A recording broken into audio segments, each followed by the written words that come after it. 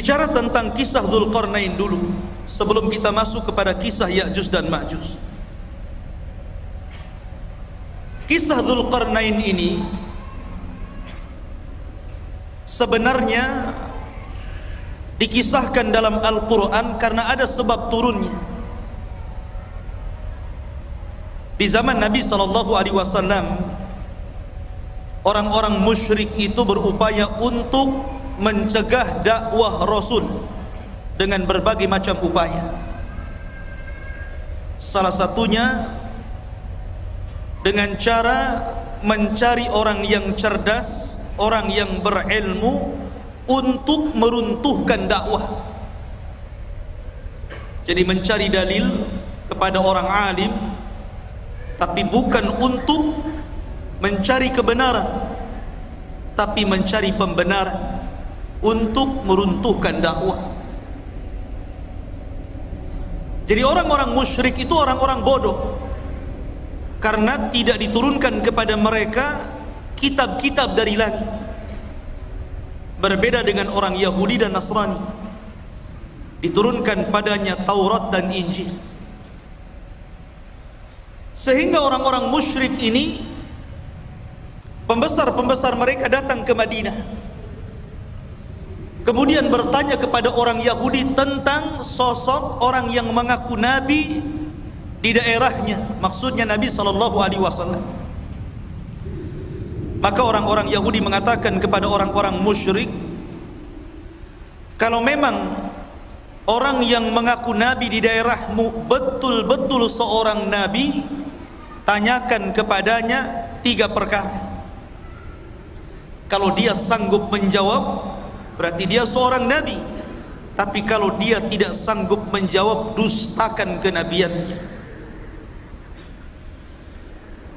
Apa 3 soalan yang akan ditanyakan, yang diajarkan orang-orang Yahudi kepada orang-orang musyrik untuk ditanyakan kepada Rasul? Yang pertama, akhbirna an fityatin dhahabu fi dhahril awal qad kanat lahum qisatun ajibah.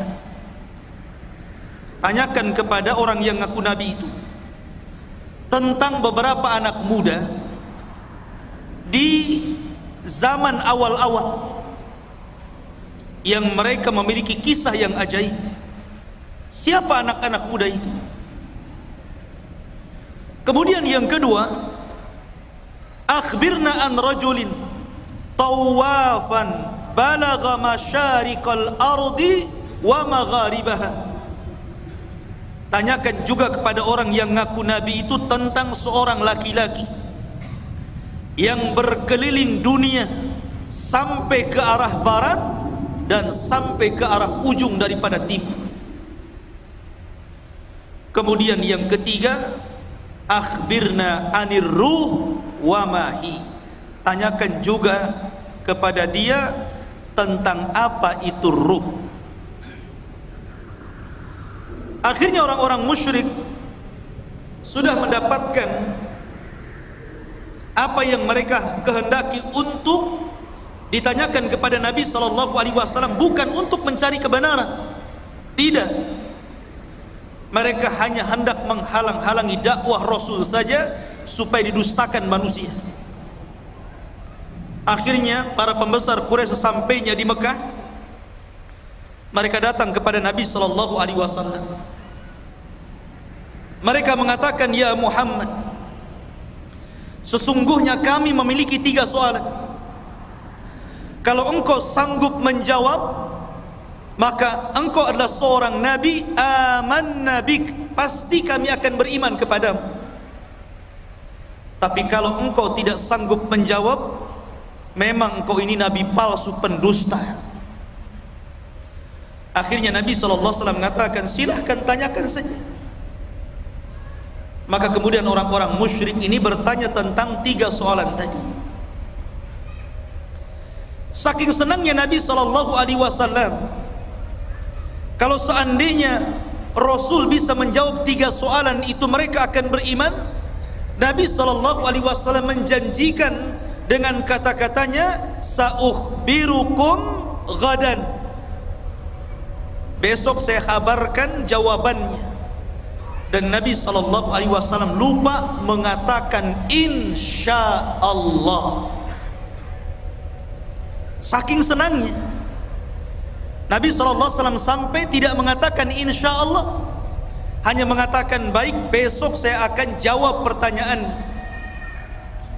Rupanya gara-gara Nabi SAW tidak mengucapkan insya Allah, akhirnya Allah uji keesokan harinya tidak ada Jibril yang datang memberitahu jawabannya.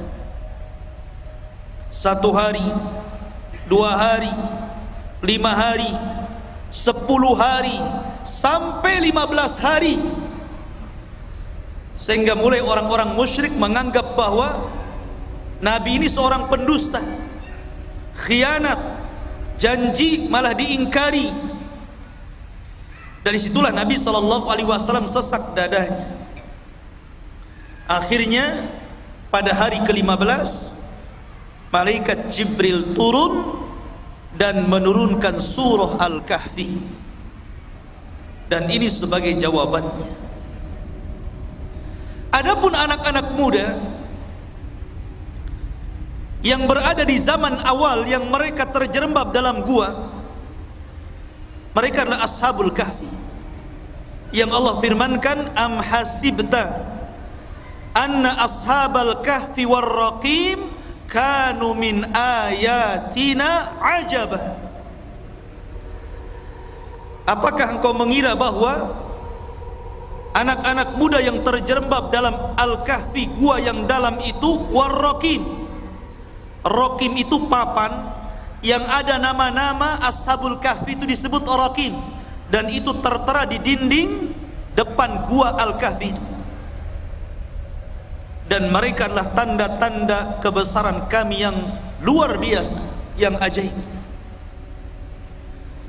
Adapun anak muda yang berkeliling dunia sampai mencapai ujung barat dan ujung timur, ujung selatan dan ujung utara, adalah Dzulqarnain, di mana Allah Subhanahu wa taala berfirman, yas'alunaka an dzil qarnaini qul sa'atlu alaikum minhu dzikra.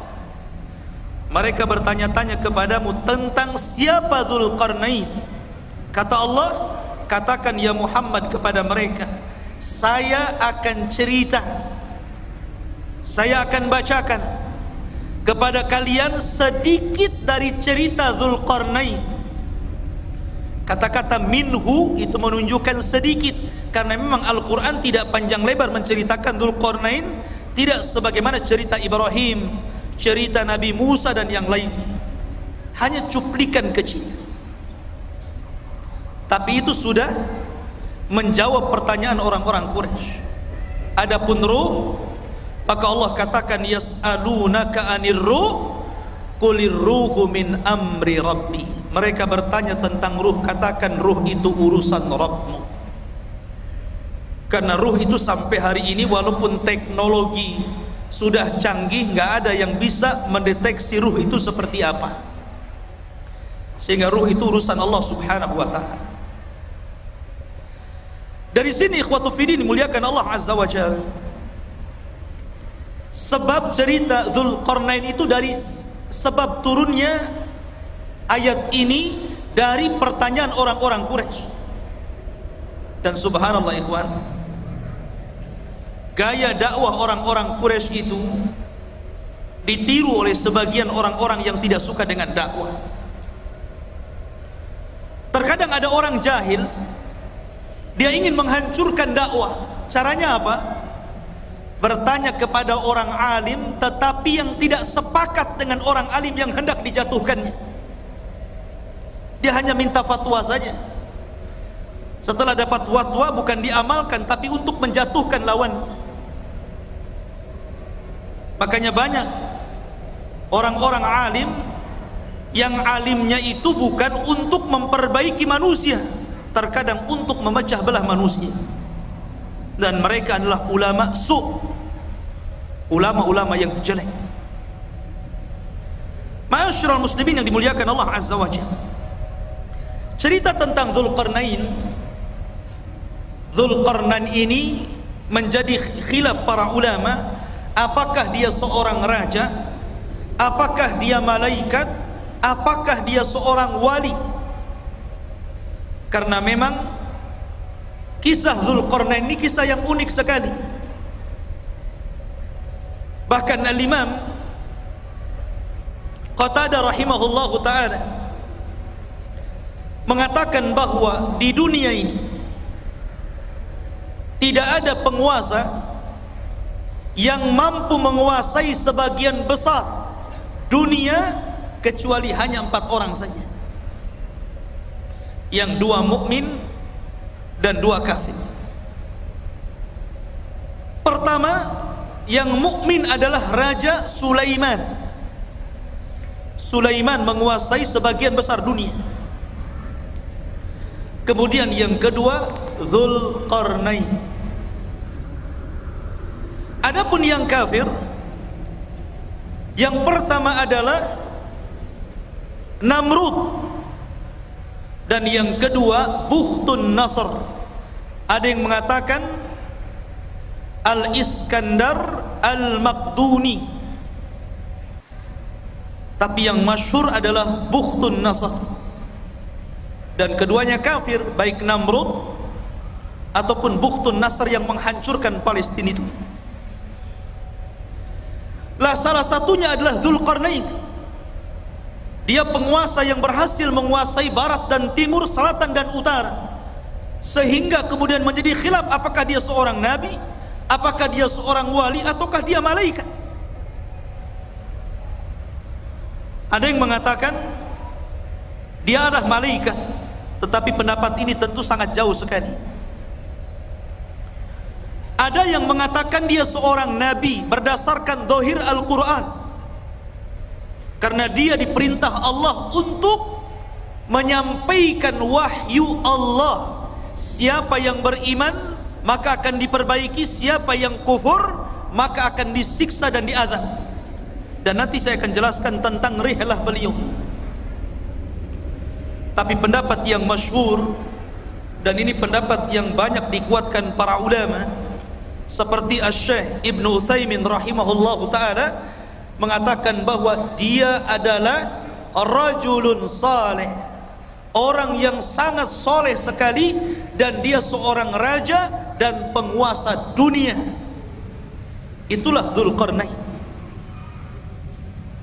Lalu hidup di masa siapa Dzulqarnain ini? Ada yang mengatakan bahwa Dzulqarnain ini hidup di masa Nabi Khidir, bahwa Khidir pernah berjumpa dengan Dzulqarnain di Baitul Maqdis, kemudian diangkat menjadi menterinya, menjadi penasehatnya. Akhirnya Dzulqarnain pun keliling dunia bersama Khidir. Ada yang berpendapat seperti ini, tetapi pendapat ini dibantah oleh para ulama yang banyak. Apalagi pendapat ini sampai mengatakan Khidir tidak mati sampai hari ini. Kemudian yang kedua, dan ini yang dikuatkan para ulama, juga dikuatkan oleh Imam Ibnu Utsaimin rahimahullahu ta'ala, bahwa Dzulqarnain itu hidup di masa Nabiullah Khalilur Rahman Ibrahim alaihi salatu wassalam. Jadi ia hidup di masa Nabiullah Ibrahim. Bahkan dia pernah tawaf bersama Ibrahim dan juga Ismail di Ka'bah. Bahkan dikatakan Ibrahimlah yang menjadikan Dzulqarnain ini masuk ke dalam agama tauhid. Yang dengan itu akhirnya Dzulqarnain berdakwah keliling dunia. Ini salah satu pendapat Al-Imam Ibnu Utsaimin rahimahullahu ta'ala dalam fatwa Nur ala Darbi, di mana Ibnu Utsaimin mengatakan huwa malikun salihun kana ala ahdil khalil Ibrahim. Dia adalah raja yang saleh, hidup di masa Nabiullah Ibrahim alaihi salatu wassalam, wa yuqalu annahu tafa ma'ahu bil baiti fallahu a'lam. Bahkan dikatakan dia pernah tawaf bersama Ibrahim di Baitullah, Allahu a'lam. Itu perkataan dari Imam Ibnu Utsaimin rahimahullahu taala. Ma'asyiral muslimin yang dimuliakan Allah azza wajalla. Baik, kenapa dia disebut Dzulqarnain? Dzu itu artinya pemilik. Qarnain itu dua tanduk. Kenapa disebut pemilik dua tanduk itu? Ada yang mengatakan bahwa kenapa raja tersebut digelari pemilik dua tanduk atau dalam bahasa Arabnya Dzulqarnain. Pendapat yang pertama, karena dia memakai mahkota dan dalam mahkotanya itu berbentuk dua tanduk. Jadi ada tanduk dalam mahkotanya dari kanan dan kiri, dari tembaga. Ada yang mengatakan disebut Dzulqarnain karena dia pernah dipukul sebelah kanannya, kemudian mati dan terluka. Kemudian Allah hidupkan kembali, kemudian dipukul lagi oleh kaumnya, kemudian mati dan kemudian dihidupkan kembali. Ada yang berpendapat seperti itu, ya terima saja, namanya pendapat. Makanya disebut Dzulqarnain. Ada yang mengatakan karena bentuk kepalanya seperti dua tanduk, ada tanduknya di kepalanya. Dan tentu ini ba'id, sangat jauh. Dan pendapat yang terakhir inilah yang banyak dikuatkan para ulama. Disebut Dzulqarnain karena dia ketika berdakwah mengajak manusia ke dalam tauhid, maka dia berjalan ke arah barat sampai ujung terbenamnya, dan ke arah timur sampai tempat terbitnya.